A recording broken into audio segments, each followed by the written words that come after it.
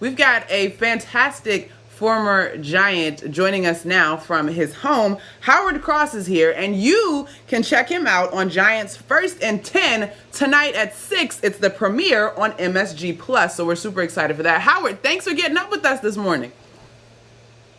Oh, thank you, guys. I've been up for a while, but thanks anyway. Well, just make us feel terrible. We wake up for the show. I know that's right. Howard, obviously, you're celebrating the 30-year anniversary of that 1990s Giants Super Bowl team, man. And incredible run, incredible stories. Your second year in the league, if I'm not correct. How's that feel, man, to still be recognized for such an incredible achievement in your career all these years later? Man, that's a crazy thing. Think about it's 30 years ago. That's something that you don't really think about a lot. Like what happened 30 years ago. Like I've been around long enough to say that I had done something pretty cool 30 years ago.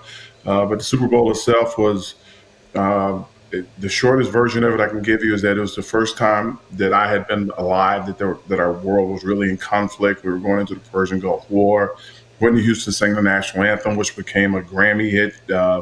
And she won a Grammy for singing the national anthem. That's how big the moment was. Wasn't a dry eye in the house. And we played one of the best games that Super Bowl ever had just by, missed field goals. So everything that you can imagine at a young age, I was like 22, 23 years old. That was probably the most incredible moment ever. I know that this interview is focused on football, Howard, but I literally just got so jealous that you were there when Whitney Houston sang that national anthem. Wow, okay. Don't ruin it. Don't ruin it. I can't hit that note. I gotta probably one of the biggest it's one of the biggest musical moments ever. Just to me put it like that. They're all the red, white, and blue because of the two teams that were playing. Not a dry in the house. Every player was about crying. The referees were crying. It was pretty cool.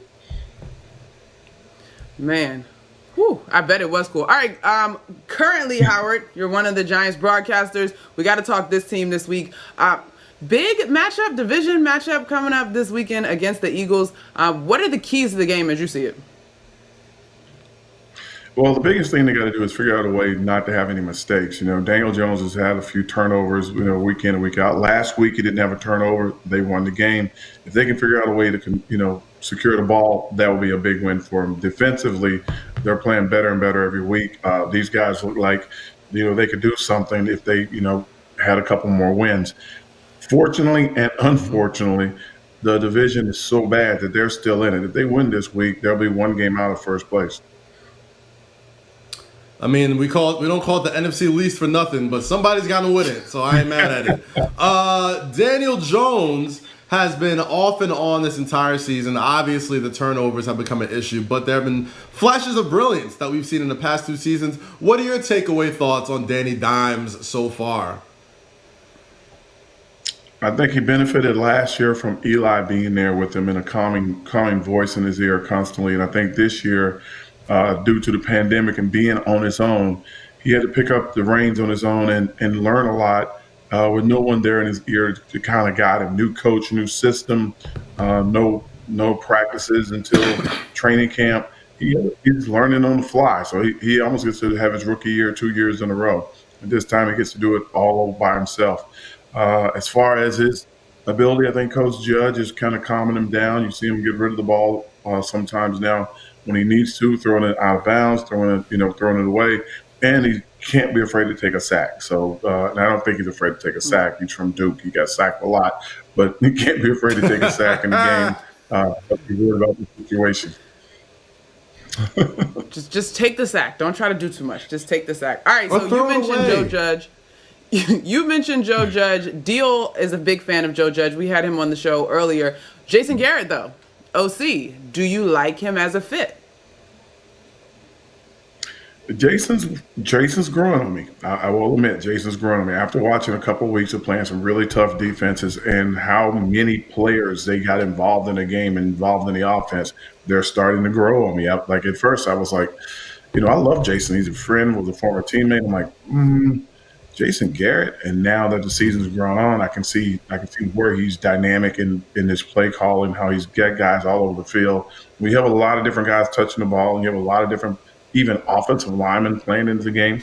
it really makes the defense have to work to, figure out what you're going to do. Now, as a fellow tight end, I mean, you see Evan Ingram out there. Some days he looks like he's a future Pro Bowler. Other days he looks like he needs a little bit more seasoning on his game. You know what I mean? From one tight end to another, what do you see in Evan Ingram that you like, and what are some things that you don't like? Different world, when we played tight end, the Bavaros, me, there were big, strong guys that battled and fought the entire game, and the game just turned into, like, you're a tight end, especially in Evan Ingram type, you're mostly a receiver.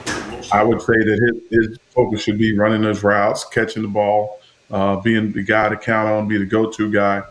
His biggest issue, and it's not nothing he can do anything about it, is his durability. He gets nicked up a lot. That's kind of a snake bite kind of moment. If he can figure out a way how to stay healthy, I think the other things will come along faster for him. And so that's the biggest part. I know we touched on the Eagles matchup already in terms of the keys to the game. Is it fair to ask you for a prediction, Howard? Because you gave us the keys already. Yeah, I think in this game, I think the Giants are going to pull it off. I think what's happening now is they get a little bit better every week. You can see them fighting to the end of the game. All the games have been really close, and without the turnovers, I think the Giants pull it off. Okay.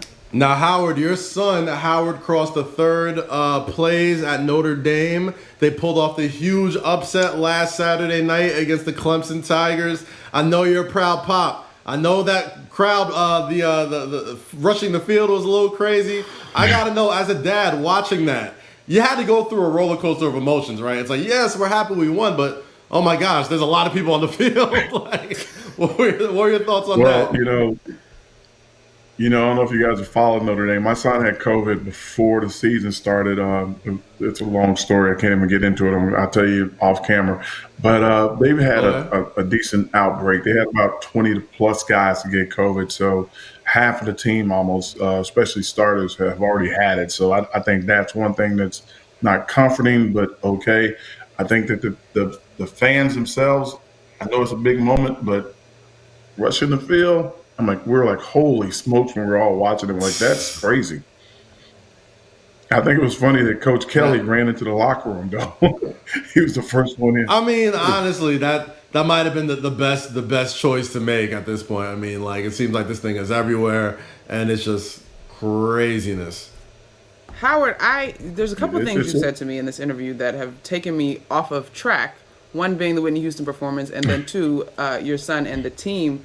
I'm supposed to ask you about Alabama, which is, I know, your alma mater. But really quickly, as a football player, understanding the magnitude of the collegiate opportunity, you obviously went on to have a great pro career. Now you're a dad. Just what level of comfort do you have with the way things are going in 2020? I know your son wants to play. I'm sure you want to see him play, but this thing is real. I think that, as far as people go and understanding what's going on, I think we do a lot of quick talks because we're like, oh, the COVID. But the teams themselves, whatever team your kid's playing for, whether it's the baseball team, the basketball team, whatever it is, what university, they have medical staffs that are with them all the time. They have to adhere to a different set of rules because they're on the team. They have to be sequestered in different, times and situations because they're on the team, and the team takes care of them and the school takes care of them. When you're just a student in school, then you're out at the parties, you're at the frats, you're at sororities, you're at house parties, you're doing whatever you want to do. But if you're on the team requires you, and they're very strict about where you're doing and how you're doing on campus. And when they said that they were thinking about, and all the schools are thinking about canceling sports like the Ivy League is doing, unless they're not going to be on campus, which is the only way to keep kids semi-safe, and they're still going to do what they want to do when they get home. The team scenario is the safest scenario for your kid if they're playing any sport, and if you're lucky enough and fortunate enough for them to play a sport, that's the safest spot for them. I have a twin daughter who's at Alabama, who's like almost terrified because as a sorority girl, she watches everyone going out and going crazy. And then she'll say, it's funny, I haven't seen any players on campus. I'm like, wonder why? Because they're taking care of them, keeping them away from the craziness.